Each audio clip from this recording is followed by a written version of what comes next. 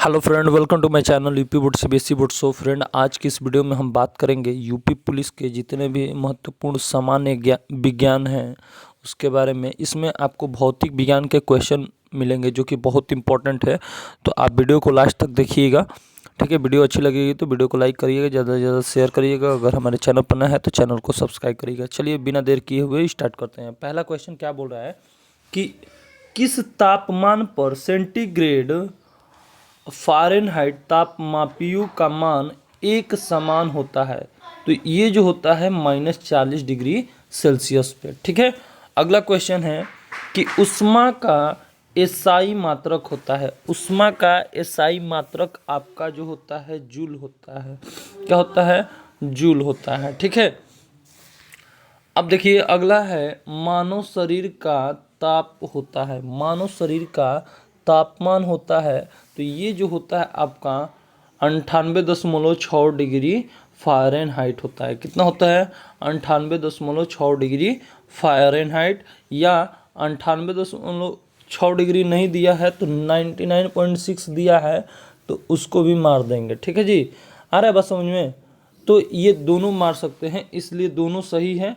यहाँ पर ऑप्शन दोनों दे दिया है, ए और बी दोनों, तो इसको दोनों को मारेंगे, इसलिए ऑप्शन नंबर डी सही है। ठीक है, 98.6 अगर दिया रहेगा, 99.6 नहीं दिया रहेगा तो 98.6 मारेंगे। अगर दोनों दिया है, ऑप्शन में ए और बी दोनों दिया है तो दोनों मारिएगा। ठीक है, अगला क्वेश्चन है किस ताप पर पानी का आयतन न्यूनतम एवं घनत्व अधिकतम होता है?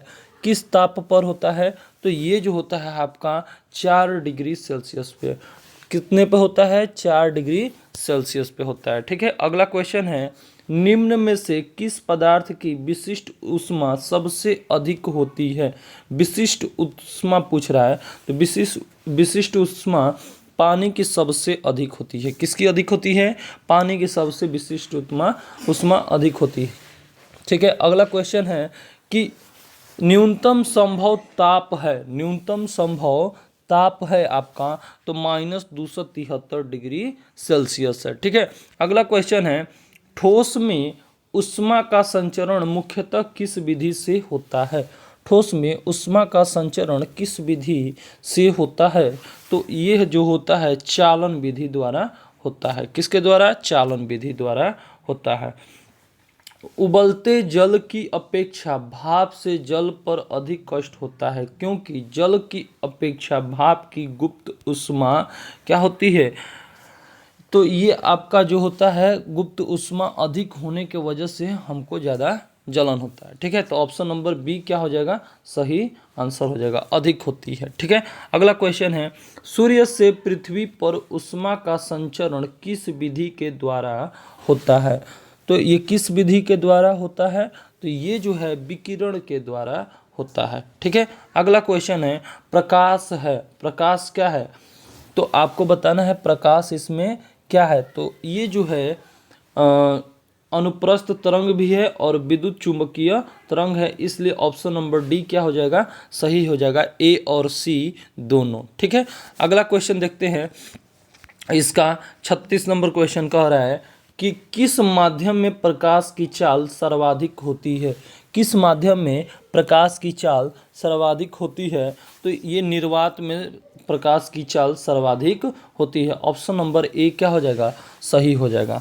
अब पूछ रहा है कि निर्वात में प्रकाश की चाल होती है, तो देखिए ये तो ऐसे दे दिया है। ठीक है, मतलब घात के रूप में नहीं दिया है, तो इसमें भी वही आंसर होगा जो घात के रूप में होता है। ठीक है, तो बस आपको खोजना है। ठीक है, तो इसमें जो हो जाएगा आपका ये जो दिख रहा है 30 इकाई नहीं, सैकड़ा, हज़ार, 10,000, लाख, 3 लाख किलोमीटर प्रति सेकंड जो दिख रहा है, ये आपका क्या हो जाएगा? निर्वात में प्रकाश की चाल हो जाएगा। कभी कभी ऑप्शन 3 × 10⁸ मीटर प्रति सेकंड देता है। क्या देता है? 3 × 10⁸ मीटर प्रति सेकंड। हम लोग ये याद किए होते हैं, ये मीटर प्रति सेकंड में होता है। किस में होता है? मीटर प्रति सेकंड में होता है।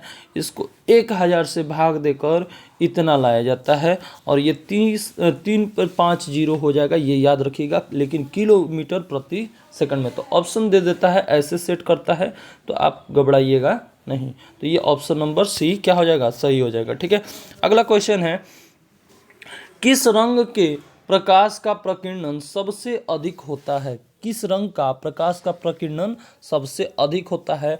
तो ये जो होता है बैगनी रंग का प्रकाश का प्रकीर्णन सबसे अधिक होता है। पूछ रहा है कि किस रंग का प्रकाश का अपवर्तनांक सबसे अधिक होता है? तो सबसे अधिक किसका होता है प्रकाश का अपवर्तनांक? तो ये जो होगा आपका बैगनी रंग का होता है। किसका होता है? बैगनी रंग का भी अपवर्तनांक और क्या जो है, अभी इससे पहले क्वेश्चन देखे हैं प्रकीर्णन और अपवर्तनांक दोनों किसका अधिक होता है? बैगनी ही रंग का होता है। ठीक है, आ रहा है बात समझ में? आप ध्यान से सुनिए, अगला क्वेश्चन है 40 नंबर। क्या बोल रहा है कि आकाश का रंग नीला क्यों दिखाई देता है?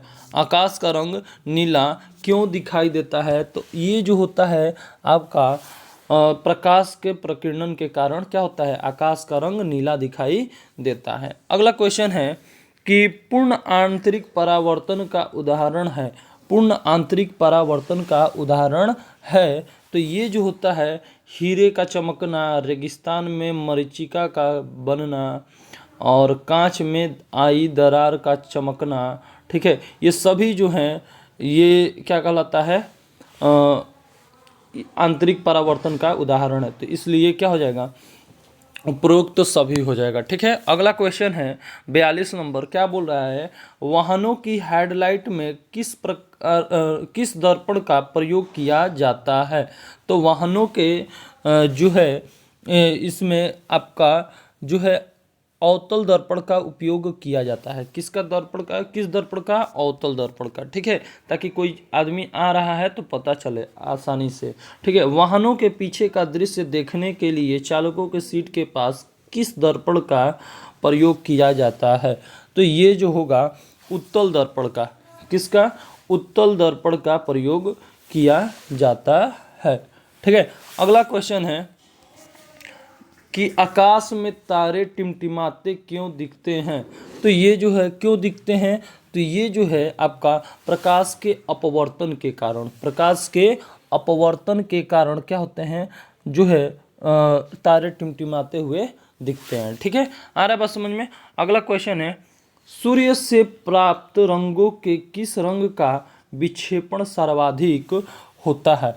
तो ये जो है किसका होता है, तो ये बैगनी रंग का विक्षेपण सबसे ज़्यादा होता है। ठीक है, अब ध्यान से सुनिए, अगला क्वेश्चन है प्राथमिक रंग किसे कहा जाता है? प्राथमिक रंग किसे कहा जाता है? तो ये आपका ये सभी को कहा जाता है, इन तीनों को प्राथमिक रंग कहा जाता है। लाल, नीला, हरा ये प्राथमिक रंग है। ठीक है, अब देखिए, मनुष्य की आंखों में किस वस्तु का प्रतिबिंब निम्न में से किस भाग पर बनता है? ठीक है, तो मनुष्य में प्रतिबिंब, मनुष्य के आंखों में जो प्रतिबिंब बनता है ये आपका रेटिना पे बनता है। किस पे बनता है? रेटिना पे बनता है। अगला क्वेश्चन है, निकट दृष्टि दोष दूर करने के लिए किस लेंस का उपयोग करते हैं? तो निकट दृष्टि दोष को दूर करने के लिए अवतल दर्पण का उपयोग करते हैं। ठीक है, अगला है क्वेश्चन, दूरदृष्टि दूर करने के लिए किसका प्रयोग करते हैं? ठीक है, तो ध्यान से सुनिए, तो ये जो है आपका जो है इसमें उत्तल लेंस का उपयोग करते हैं। इससे पहले वाले में क्या था, निकट दृष्टि दोष, इसमें क्या है, दूर दृष्टि दोष। तो दूर को दूर करने के लिए उत्तल लेंस का। ठीक है, अब देखिए अगला क्वेश्चन है 50वां, बोल रहा है कि सामान्य आंखों के लिए स्पष्ट दृष्टि न्यूनतम दूरी कितनी होती है? समान आंखों के लिए तो ये जो होता है आपका 25 सेंटीमीटर दूरी होनी चाहिए। ठीक है, कितना सेंटीमीटर? 25 सेंटीमीटर। अगला क्वेश्चन है कि अंतरिक्ष यात्री को आकाश का रंग कैसा दिखाई देता है? अंतरिक्ष यात्री को आकाश का रंग जो है आपका काला दिखाई देता है। जब भी कोई आदमी अंतरिक्ष में जाता है तो उसको आकाश का रंग कैसा दिखाई देगा? काला दिखाई देगा। ठीक है, प्रतिरोध का मात्रक होता है, प्रतिरोध का मात्रक आपका होता है ओम। किसका? प्रतिरोध का, प्रतिरोध का मात्रक ओम होता है। निम्न में से कौन अर्धचालक है? कौन अर्धचालक है आपको ये बताना है। तो ये जो है आपका ए और बी दोनों है, सिलिकॉन और जर्मेनियम दोनों है, इसलिए ऑप्शन नंबर डी आपका सही हो जाएगा, ए और बी दोनों। ठीक है। विद्युत बल्ब के भीतर होता है, क्या होता है, विद्युत बल्ब के भीतर क्या होता है, निष्क्रिय गैस भरी जा रहती हैं। ठीक है, निष्क्रिय गैस जो है भरी होती हैं। अगला क्वेश्चन है, बिजली के फ्यूज का तार किससे बना होता है? बहुत इंपॉर्टेंट क्वेश्चन है। तो ये बिजली का तार जो होता है तांबा एवं टीन की मिश्र धातु से बना होता है। ठीक है, आ रहा है बात समझ में? तो ऑप्शन नंबर क्या हो जाएगा, सी सही हो जाएगा। ठीक है। अगला क्वेश्चन है, ये भी बहुत इंपॉर्टेंट है। ट्रांसफार्मर एक ऐसा यंत्र है जो क्या करता है, ये एसी वोल्टेज को एसी वोल्टेज में बदल देता है, निम्न एसी वोल्टेज को उच्च एसी वोल्टेज को निम्न में भी बदलता है, निम्न एसी वोल्टेज को उच्च में भी बदलता है, सिर्फ एसी में प्रयुक्त होता है। तो ये सभी क्या है, सही हैं, इसलिए ऑप्शन नंबर डी क्या है, सही है आपका। ठीक है। तो आई होप कि ये सारे क्वेश्चन आपको अच्छे लगे। अगर वीडियो अच्छी लगी तो वीडियो को लाइक करिए, ज़्यादा से ज़्यादा शेयर करिए, कीप सपोर्टिंग में। मिलते हैं नेक्स्ट वीडियो लेकर, तब तक के लिए धन्यवाद। Thank you so much.